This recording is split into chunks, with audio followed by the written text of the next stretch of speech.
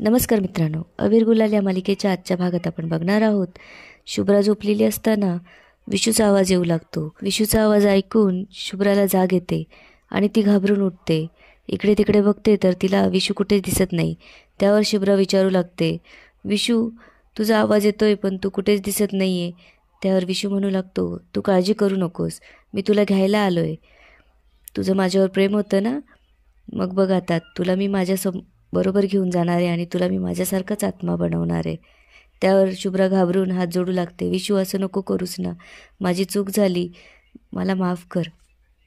तो पुढे बोलू लागतो, असंच हात जोडत होतो मी तुझ्या पुढे. मला मारताना मी भीक मागत होतो जगण्यासाठी, पण तू काय केलंस, मला मारून टाकलंस. माझं खरं आणि निस्वार्थी प्रेम होतं तुझ्यावर, पण तू काय केलंस, माझ्या प्रेमाचा खून केलास. पण आता नाही, आता मला माझ्यासोबत प्रेम हवं आहे, ते पण कायमचं. म्हणूनच मी तुला घेऊन जाणार आहे. शुभ्रा बोलू लागते, नाही नाही, हा भास आहे. त्यावर विशू बोलतो, हा भास नाही, आता मी तुझ्या गळाला फास लावणार. शुभ्राला घाबरवण्यासाठी श्री आणि अगस्त्य लाईट ऑन ऑफ करत असतात. त्यामुळे शुभ्रा चांगलीच घाबरलेली असते.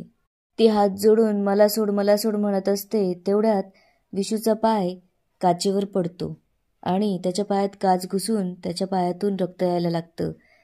शुभ्राची ही गोष्ट लक्षात येते आणि ती तिच्या मनाशी विचार करू लागते, रक्त आणि विशूच्या पायातून, विशू तर भूत आहे ना, म्हणजे याचा अर्थ विशू भूत नाहीये, खरंच आहे, तो जिवंत आहे. पुढे शुभ्रा विचार करू लागते, म्हणजे एवढा दिवस मला जो भास होत होता ते सगळं खोटं होतं. तरी मी विचार करत होते, भूत दिवसा थोडी दिसतं, म्हणजे मी यांच्या विरोधात चक्रव्यूह रचलं होतं आणि त्यांनीच माझ्या विरोधात षडयंत्र रचलं. ठीक आहे, आता मी बघते. ती म्हणू लागते, तुला जे करायचंय ते केलं तू श्री. तू जरी ॲक्टर असली तरी मी आता डिरेक्टर बनणार. आता यापुढे माझं नाटक सुरू. विशूच्या पायाला लागलेला असल्यामुळे तो तिथून निघून जातो. शुभ्रा नाटक करू लागते, विशू डार्लिंग कुठे आहेस तू, मला दिसत का नाहीस, मला भेटायचंय तुला, मला बघायचंय. पुढे शुभ्रा म्हणते, तुला काय वाटलं विशू, तू श्रीला हाताशी धरून माझ्याशी खेळ खेळणार. खूप खेळ खेळलास तू, माझी खूप वाईट अवस्था केली, पण याची परतफेड मी नक्कीच करणार. इकडे श्री अगस्त्यला बोलू लागते, काय झालंय अगस्त्य, एकदम आवाज येणं बंद झालं, काही झालं तर नसेल ना. ते काही झालं नसेल, तिथं विशू आहे, विशू असल्यावर काहीच प्रॉब्लेम होणार नाही. बोलू लागते, अगस्त्य नको ना रे, कशाला उगाच विषयाची परीक्षा घ्यायची, चल आपण बघूया. तेवढ्यात विशू तिथे येतो. श्री विचारते, काय झालंय विशू दादा. त्यावर विशू म्हणतो, मी शुभ्राला घाबरायला गेलो, तेवढ्यात माझ्या पायात काच भरली.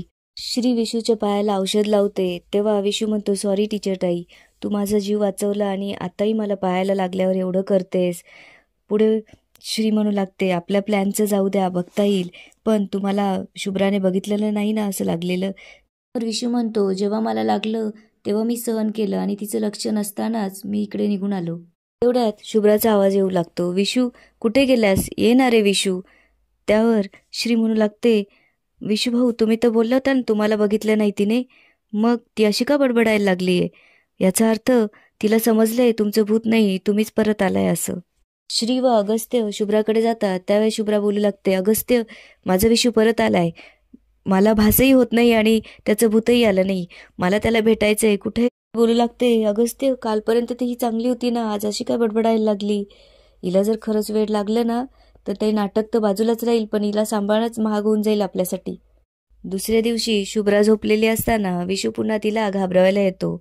शुभ्रा उठ, मी तुला सुखाची झोप कधीच लागू देणार नाही. पण ह्यावेळेस मात्र शुभ्राला माहीत असतं ते विशूचं भूत नसून विशूचं असतो. त्यामुळे शुभ्रा उठते. विशू कुठे आहेस तू, मला तुला बघायचंय. तेवढ्यात विशू तिच्या समोर येतो. त्यावर शुभ्रा म्हणू लागते, मला माहीत होतं तू एक ना एक दिवस मला भेटायला येणारच, कारण माझं तू प्रत्येक गोष्ट ऐकतोस, मला माहितीये. हे ऐकून विशूला धक्का बसतो. शुभ्राकडे बघून विशू विचार करू लागतो, हिला खरंच तर वेड नाही लागलं ना, म्हणजे हे नाटक करता करता हिला खरंच वेड लागलं की काय. तेवढ्यात शुभ्रा बोलू लागते, चल ना विशू आपण कुठेतरी जाऊ, मी कुठेही येण्यासाठी तुझ्या बरोबर रेडी आहे, पण तू नेहमीसारखं गायब नाही होणार ना. हे ऐकून विशू घाबरतो आणि तिथून पळून जातो. शुभ्रा त्याच्या मागे मागे जाते. विशू तुला खरंच वाटतंय मला वेड लागलंय. तुमच्या अशा फालतू प्लॅनला मी घाबरत नाही. तुमचे प्लॅन जिथं संपतात ना तिथं माझं प्लॅन सुरू होतो. पुढे शुभ्रा बोलू लागते, खरं तर माझंच चुकलं. त्या दिवशी मी तुला गाडीखाली चिरडून मारून टाकायला हवं होतं आणि सगळा गुन्हा श्रीवर आला असता. पण तू बेशुद्ध झालास आणि तू वाचलास. त्यानंतरही मी प्रेझेन्स ऑफ माइंड वापरलं आणि ज्यावेळेस तू हॉस्पिटलमध्ये माझ्याकडे बोट दाखवलं त्यावेळेस मी पटकन बाजूला झाले आणि तिथे श्री उभी होती, म्हणून सगळ्यांना वाटलं हे सगळं श्रीनेच घडून आणलंय. पुढे घरी मी तुला मारण्याचा प्रयत्न केला, तुला आठवतंय? मीच तुझा ऑक्सिजन मास्क काढला होता आणि तुझ्या तोंडावर उशी ठेवली होती. तिथे तू मरण्याचं नाटक केलंस. त्यावेळेस खूप नाटक करावं लागलं मला, पण खूप ओक्साबोक्सी रडले रे मी. हे सगळं अगस्त्य आणि श्री दरवाजाच्या मागून ऐकत असतात. त्यावर श्री म्हणू लागते, अगस्त्य मला वाटतच होतं ती काहीतरी असंच करणार आहे, कारण ती फार शातीर डोक्याची आहे. म्हणून आपण तिला वेड लागलं असं नाटक केलं, म्हणजे आपल्याला तिचा पुढचा प्लॅन समजेल. ती बोलू लागते, अगस्त्य ती विश्वदादाच्या जीवाशी तर काही करणार नाही ना, चल आपण आत जाऊया. त्यावर अगस्त्य म्हणतो, थांब थांब मला एक फोन करायचा आहे, तू इथेच थांब, मी आलोस. आणि अगस्त्य तिथून निघून जातो. शुभ्रा बोलू लागते, मला वाटलं होतं आता सगळे गेले, आता मी आणि अगस्त्यच. ही निंबाळकरांची प्रॉपर्टी सगळी माझीच. हा बंगला, ही गाडी, हे पैसा, हे सगळं माझंच. पण नाही, तू पुन्हा आलास. तू माझा पिच्छाच सोडला नाही, तू भूत बनून आलास. आणि तुझ्या या प्लॅनमध्ये श्री आणि अगस्त्य पण सामील होते. मी खूप घाबरले होते, पण अचानक माझ्या लक्षात आलं, तुझ्या पायात काच घुसली आणि रक्त येऊ लागलं. तेव्हाच मला समजलं की तू भूत नसून तू खरोखरचं विशू आहेस. त्यावर मी वेड लागल्याचं नाटक केलं. पुढे शुभ्रा बोलू लागते, पण आता खूप झालं, आता यावेळेस मी तुला सोडणार नाहीये. आणि याच ठिकाणी आजचा एपिसोड संपतो. आता पुढे काय होणार ते बघूया उद्याच्या भागात. धन्यवाद.